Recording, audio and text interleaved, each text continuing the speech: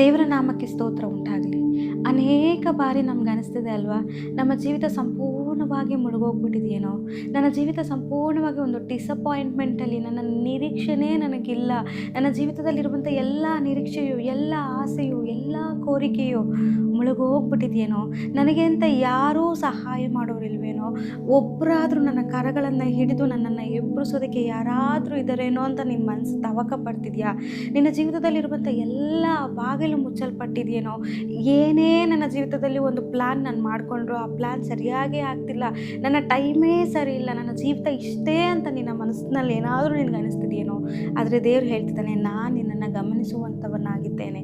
ಪ್ರತಿಯೊಂದೊಂದು ಹೆಜ್ಜೆಯಲ್ಲೂ, ಪ್ರತಿಯೊಂದೊಂದು ನಿನ್ನ ಒಂದು ಒತ್ತಾಟದಲ್ಲೂ ನಿನ್ನನ್ನು ನೋಡುವವನು ನಾನಾಗಿದ್ದೇನೆ. ಆದರೆ ನೀನು ಹೇಗೆ ನನ್ನನ್ನು ನೋಡ್ತಾ ಇದೆಯಾ ಅನ್ನೋದು ದೇವ್ರು ನಿನ್ನನ್ನು ಪ್ರಶ್ನಿಸ್ತಿದ್ದಾನೆ. ಯಾಕಂದರೆ ನಿನ್ನ ಕಷ್ಟದ ಸಮಯದಲ್ಲಿ ನೀನು ದೇವರನ್ನು ಹುಡುಕುವವನಾಗಿದೆಯಾ?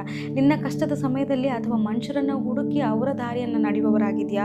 ಅಥವಾ ಯಾವುದೋ ಒಂದು ದಾರಿಯಲ್ಲಾದರೂ ನನ್ನಿಂದ ಹೊರಗಡೆ ಬಂದ್ಬಿಡ್ಬೇಕು ಅಂತ ನಿನ್ನ ಒದ್ದಾಟದಲ್ಲಿ ನೀನು ತುಂಬ್ತಾ ಇದೆಯಾ? ಅಥವಾ ಏನೇ ದಾರಿಯಾಗಿದ್ದರೂ ನನ್ನನ್ನು ಬಿಡಿಸುವಾತನೂ ಒಬ್ಬನಿದ್ದಾನೆ ಅನ್ನೋ ನಂಬಿಕೆ ನಿನಗುಂಟಾ? ಅದಕ್ಕೆ ದೇವರ ವಾಕ್ಯ ಹೇಳ್ತಾ ಇದೆ ಏನು ಗೊತ್ತಾ? ನೀತಿವಂತನಿಗೆ ಕಷ್ಟಗಳು ಹಲವಾರು, ಆದರೆ ಅವನನ್ನು ಬಿಡಿಸುವಾತನೂ ನಾನೇ ಆಗಿದ್ದೇನೆ, ನಾನೇ ಅವನನ್ನು ಬಿಡಿಸ್ತೇನೆ ಅಂತ ದೇವರ ವಾಕ್ಯವು ಹೇಳ್ತಿದೆಯಲ್ವಾ?